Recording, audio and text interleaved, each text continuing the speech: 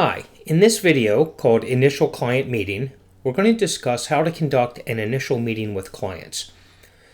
This is for anyone who has a service being offered to a business or business clients. For example, if you offer web design services or marketing or reputation management, or if you do what I do, which is offer software solutions, especially automated software solutions to businesses, then this is the presentation for you. This will help you have a better initial client meeting with more success. My name is Akehurst. There's my contact info. There's my picture. I have been doing client meetings for over 30 years, okay? I am an old pro, literally and figuratively, at this. So I'm going to just share my wisdom and some of the insights that I've learned over the years, and hopefully you'll find it helpful, and it'll help you do a better initial client meeting. I guess the first thing to talk about is make sure you're only meeting decision makers. Can they make the decision to hire you, to buy your services from you?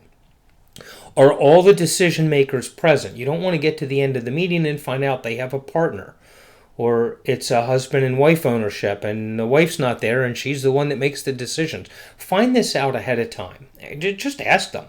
Assuming you like what you see, are you the decision maker? I don't want to waste your time. I don't want to waste mine. I don't want to have to come back and do a second meeting with you if we can get it all done at one time.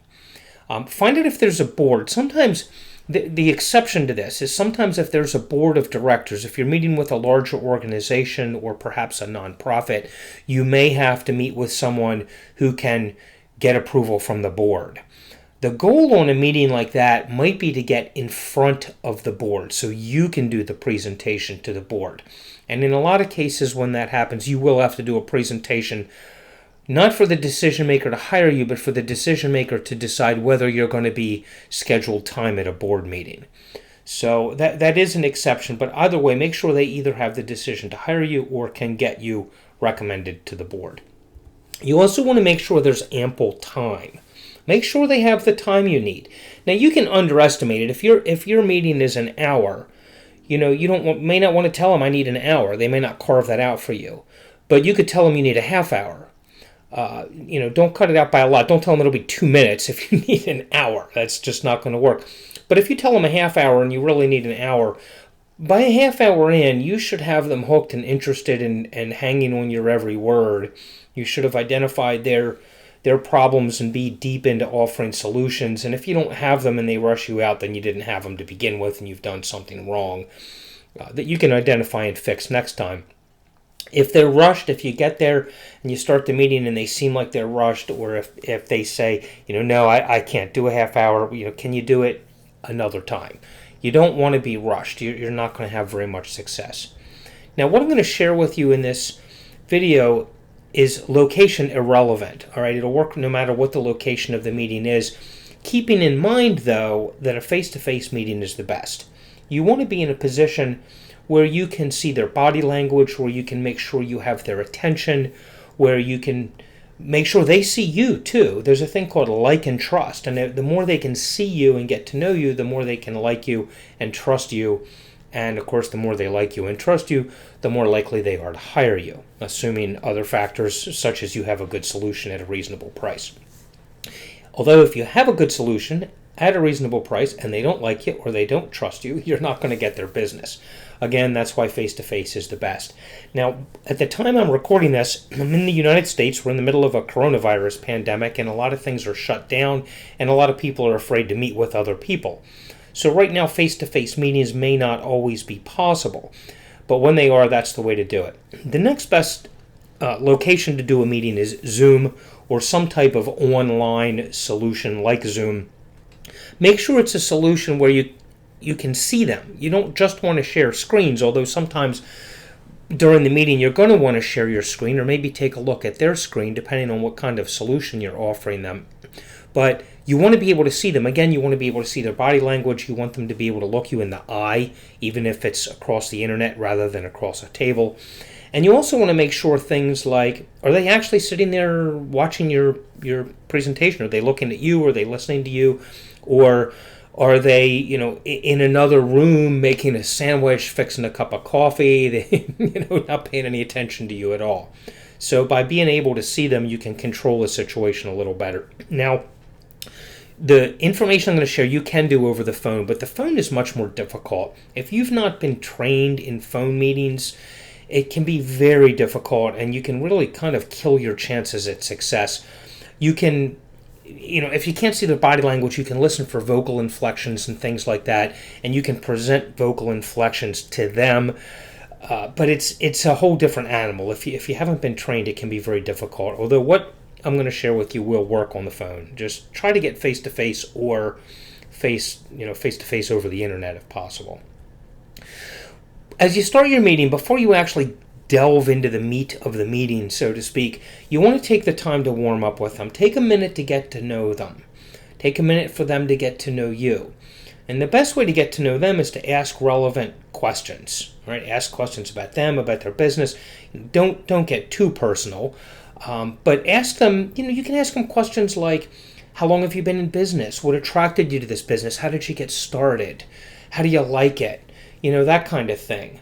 So make sure that you get them warmed up, get them relaxed. You can do that. Just be personable, be a human, ask them questions, but take the time to do this. It's very important. I've seen a lot of people, especially when they're new and they're nervous, they just want to get into their information that they have to present, and they're harming themselves or hurting themselves by not taking the time to warm up and relax. You get the person relaxed, you get them out of their work mode. They may have been dealing with employees or clients of their own. For example, if it's a restaurant, they may have been in the kitchen all morning prepping things because one of their prep persons didn't show up.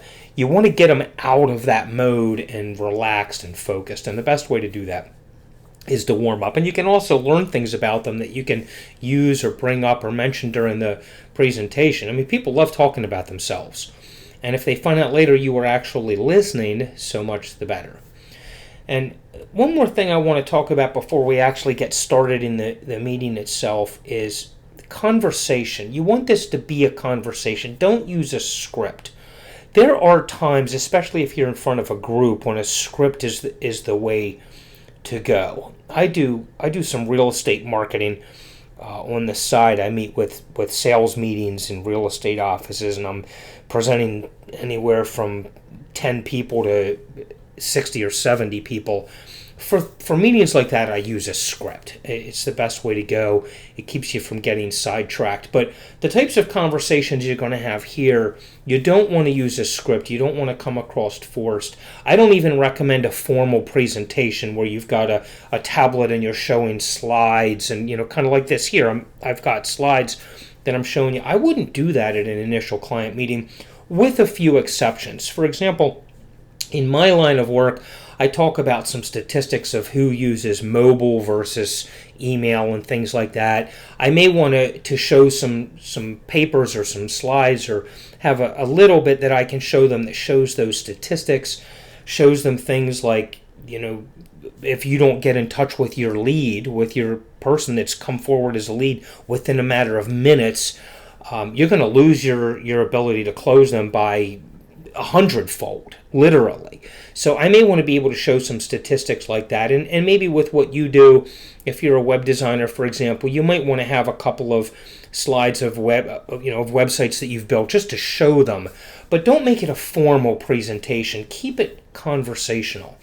One thing you can do too is relax and mirror them. If they're sitting, sit. If they're standing, stand. If they're leaned back, lean back. Engage them in a way that will make them comfortable. A lot of times I'll show up at a presentation dressed up, for example, with a necktie on. And if they're casually dressed, I'll ask them, "Do you mind if I take this off? I had another presentation and it was with a bunch of stuffy people and I've still got my tie on." And that kind of thing. And now you're mirroring them. You're more like what they are, and you can engage them in a way that relaxes them. Just remember, the more of a true conversation it is, rather than a presentation, a conversation, the better you'll do. And then the last bit of advice I want to give you before we talk about specifics that you're going to want to do is remember Zeno, who was the founder of Stoicism. This quote is, usually you'll see it online, Epictetus, I think is the name of the person. A lot of people said this, and he did, but it was centuries later. Zeno was the first one. He said, "We have 2 ears and 1 mouth, so we should listen more than we say." And my dad used to say this growing up. You have 2 ears and 1 mouth. Use them in proportion. So that's what I've got there. Use them in proportion. This is the most important consideration. When you're nervous, you talk. At least most of us do. And the more you talk, the more you're going to lose your client. Let them do the talking. You only want to talk in response to what they said, and don't be sitting there waiting to say something. Actually absorb what they say. Listen. Actually, learn to develop the art of listening. The more you listen, the more when you do say something, it'll be relevant to what they said. It'll be more of a solution to what they've offered. So, let's get into this. Based right on what I just said, gather problems and offer solutions. Let them declare the problems. You want to find out from them. Maybe you're meeting with a restaurant to offer them a VIP club, for example. Very common thing a lot of people in our industry do. It's a great thing, but you don't want to offer the problems of not being in touch with the customers. Find out from them. If they have a sale, how are you reaching your customers? Do you think there's could you be reaching more people, or do you think you're missing some people? You can ask them leading questions, but get them to declare the problems. And then you only want to offer solutions to those problems. You don't want to offer a solution to something that they have not identified as a problem, because if they don't think it's a problem, your solution's not going to be a solution. Why do I need that if I don't have a problem? This is really your only goal, is to get them to talk about things in their business that could be better, that are problems or that have room for improvement. Even if it's something as simple as they say they're doing pretty good. Well, how many customers do you have come in a night? Oh, I have 50. Well, you have 300 tables here. What about the other 250 tables? Or would you like to fill those? Ask leading questions that can, well, yeah, when we first opened, we had people in. Oh, ask them what their slow days are. For example, if it's a business that serves customers like a restaurant or a massage, therapist, or even a little boutique store, anything like that. What's your slow day? Are there days that you could use more business? And get them talking. Now they'll start identifying where they need help.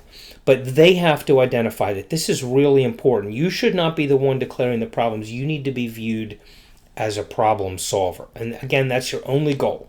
Let them declare the problems so that you can offer the solutions to those problems and only those problems. So here are some tips, and I've already mentioned a couple of them. When you're gathering them, let them talk, keep them talking. Okay, we already talked a little bit about suggesting by asking questions, but you can also clarify. If they say, let's say we're dealing with lead gathering, all right, that's a problem for them, and you're talking about their closing ratio, and they say, well, our closing ratio's 20%, that's pretty good. Well, it's not pretty good, or at least in some industries it's not pretty good. So you need to point that out to them. Well, do you think there's a way you could get it better? And if you could get it better, why aren't you? What do you think your holdback is from getting it better? And you want to get things from them, in this example, like they're not getting in touch fast enough, or their salespeople that are getting back to them aren't trained well, or they don't have enough automation.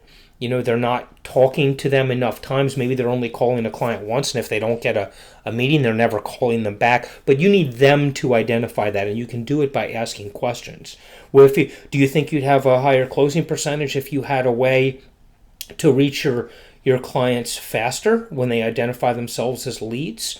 Well, sure, that's going to be the answer, but they need to identify it as a problem. So, why do you think you're not getting in touch with them as quickly as you might be able to? Now they can talk about, well, my sales guys, they only get these texts and they might be in the middle of something, whatever it might be, whatever that scenario is, get them talking and keep them talking, and just ask them questions. Dig deep, find out, all the details about the problems, and take notes so they can see you taking notes if you're face to face, or so that you can show them those notes in a later step of the meeting called the clarification step, when you're going to clarify and reiterate the problems they've identified. You want to be able to go back over them. So take notes so you don't forget any of them. And dig deep. Get as much detail as you can. Now, here are a couple of mistakes that you want to avoid as you're gathering these problems and you're getting ready to offer the solutions. Make sure that you've got all their problems identified, because you don't want to offer solutions to problems they've not identified. So if you think they have a problem but you haven't gotten them to say it's a problem, you need to get them to say it's a problem before you offer a solution, or you're not going to sell them, chances are. Don't step outside your bailiwick. If they offer problems that aren't something you should do, if they're a restaurant and they say one of their problems is they have mold in the refrigerator, in the cooler, don't offer a solution on how to fix the mold, okay? They're looking at you as offering this service, and if you start offering things that are way outside of your service, they're going to think you're just a know-it-all, or they're going to say, well, if he knows all about that, how does he know about this? You don't want to be a jack of all trades, all right? Very important.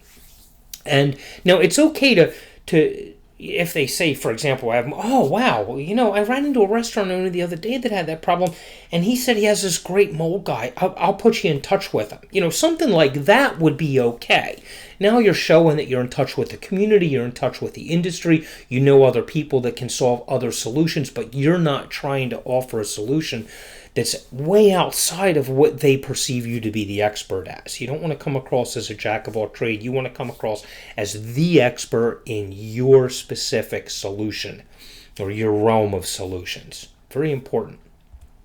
Now, once they finish identifying all the problems, you want to go back over all of them one by one. You want to make sure you understand them, because the more clearly you understand their problem, the more clearly or the more clear of a solution you can offer them.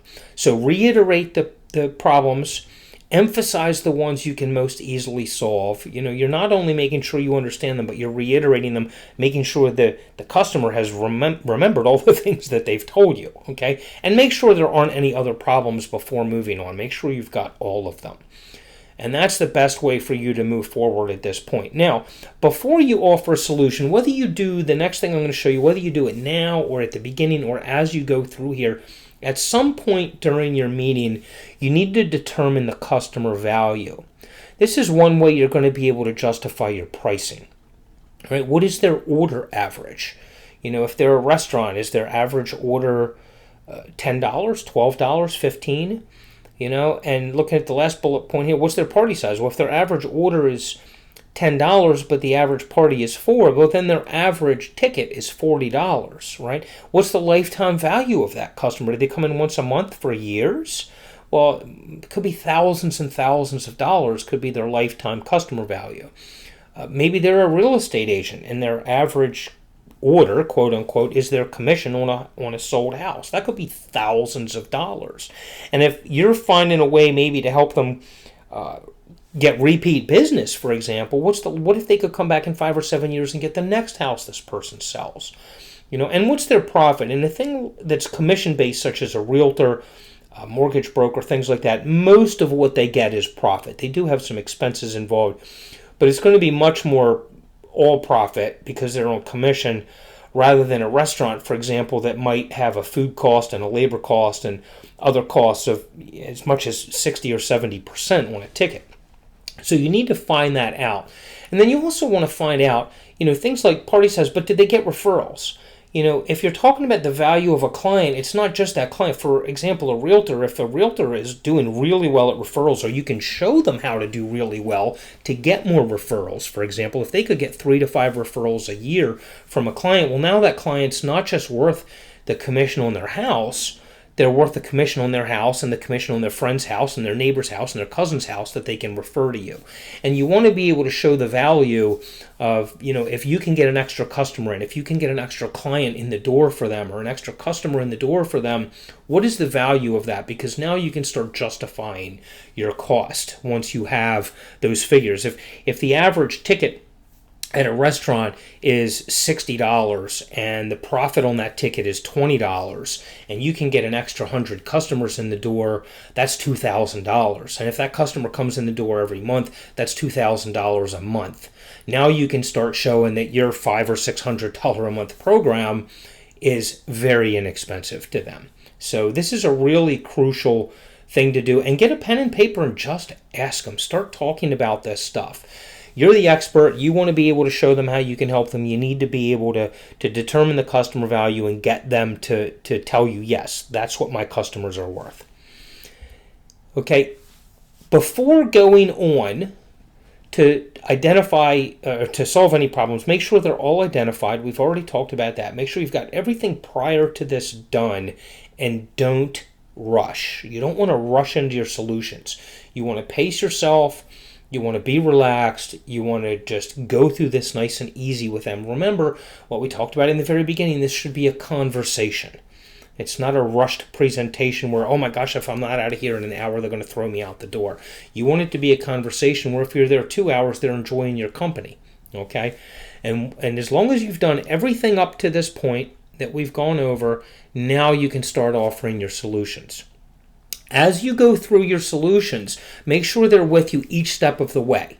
Ask questions such as, make sense? Do you see that? Do you see where this can help you? Does that make sense to you? Make sure they're understanding what you're doing. If you have multiple solutions, don't move on to a second or a third one before you've cleared out the first and second one, and make sure they understand it. If you have a complicated solution, such as you're designing a funnel for them, make sure they understand each step of the funnel, what it is you've built for them or you're building for them, why you're building it for them, how it's going to work before they go to the next step of the puzzle that you're going to put together for them. You want to write these solutions down where they can see your notes. Just like you wrote down their problems, write down the solutions so you can go bullet point these afterwards. That's if it's face-to-face or Zoom. If you're on the telephone, have them write notes. Okay, you're going to want to write this down. We're going to design this. If you're building a website for them, we're going to have a homepage. Write down a homepage. Here's what a homepage is. Here's why we need one. Here's, that kind of thing. Whatever your solution is, make sure they understand it as you go through it. If possible, you want to demonstrate it. You want to show, not tell. One of the things I offer is automated communication systems. And we're going to text them. We're going to show them, hey, if somebody fills out a form online, they're going to get a phone call from your sales guy in 2 minutes. Well, don't just tell them that. If that's your solution, say, hey, go here. If you're face-to-face, give them a tablet. Let them put their name and phone number in a form that you've got prepared, and sit there while that phone rings 30 seconds later. Now how's that going to help your closing percentage? Your guys aren't going to be getting back to your leads now in 3 days. It's going to be, 30 seconds. What does that do? Get them to see it. The more they actually see it, the more they'll react to it. If you're doing a website, for example, and you're trying to explain something on a website like a contact page or a gallery or something, have one that you can show them so they can see it. We'll put your picture here. Here's where your phone number will be. Maybe you're showing a contact widget on their website where you click a button and they get a phone call. Demonstrate that. Have something like that for them to see.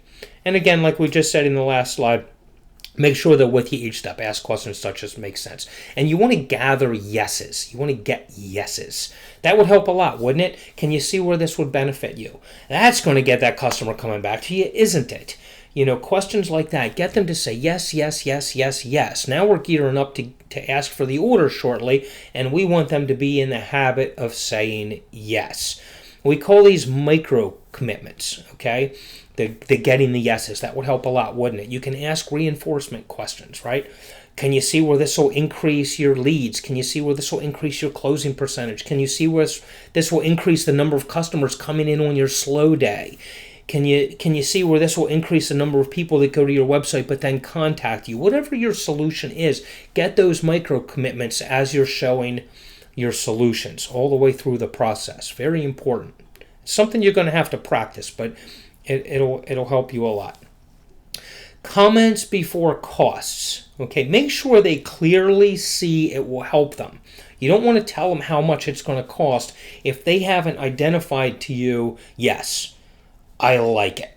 Yes, I see where this is going to get me more business. It's going to get me more clients. It's going to get me more referrals. It's going to get me more customers. Whatever your solution is, make sure they clearly see that those solutions are going to be beneficial to them and will solve their problems. All right? And if they have any objections, identify those objections. Try to handle them up front before you start talking price. Is there anything that's going to prevent you from putting the solution in today? Don't be afraid to ask them that. Oh, well, and if you start hearing things like, well, I need to talk to my, spouse, well, then you you didn't get the decision makers there, and that's on you. But if there are other objections, you want to be able to handle them right up front. Something else you might want to find out right now is find out if they're a DIY or a DFY person. Are they a do-it-yourselfer? Or did they like done-for-you solutions? Now, if you're a web designer, this may not be applicable, okay? You don't want to do it yourself. You are their solution.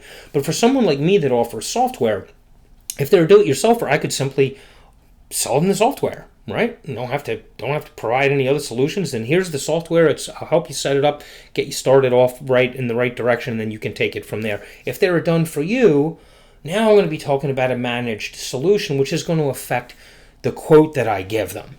I might have a piece of software I can let them have for $200 or $300 a month, but it might be $1,000 a month if I'm going to be doing it all for them. They're going to use my software and my services or my labor or my team or whatever.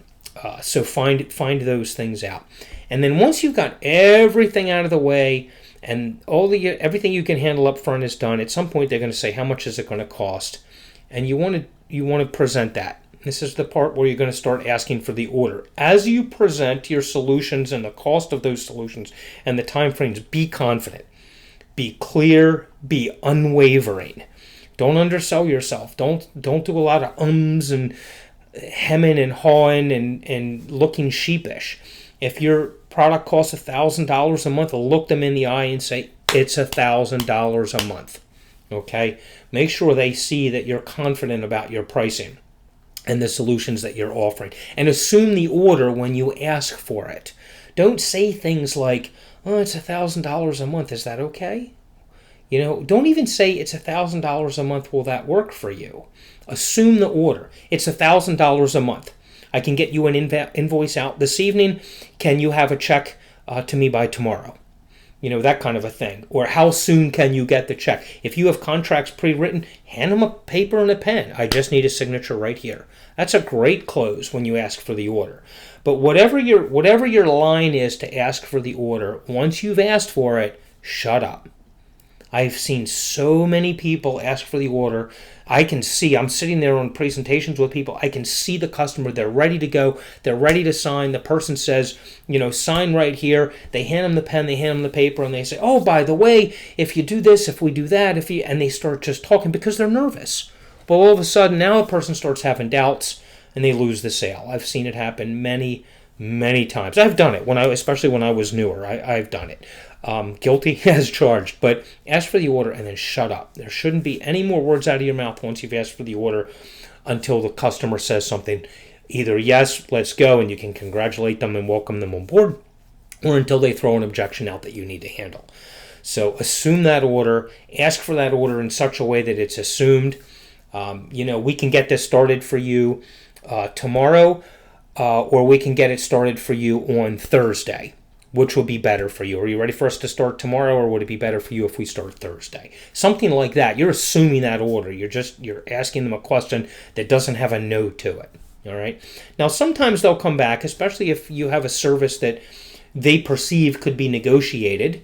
You want to present it in a way that they don't feel they can negotiate that price with you. But sometimes people are going to come back and they're going to try to negotiate that price. Remember to always get something to give something. All right. Don't give them anything unless you've gotten something in return. If they say, well, that's too expensive, can you knock $50 off? Well, maybe you can, but don't just say yes. Get something. It's okay to trade, right?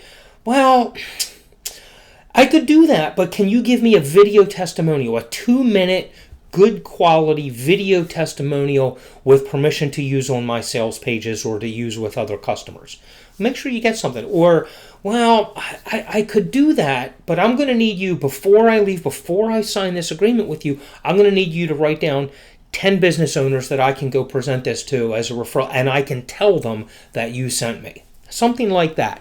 And get a commitment also before committing. If they say, oh yeah, okay, if you can knock $50 a month off, I'll give you that testimonial and I'll give you 5 referrals, then you want to get a commitment before you commit to doing that. Say, okay, well, let me ask you one more question.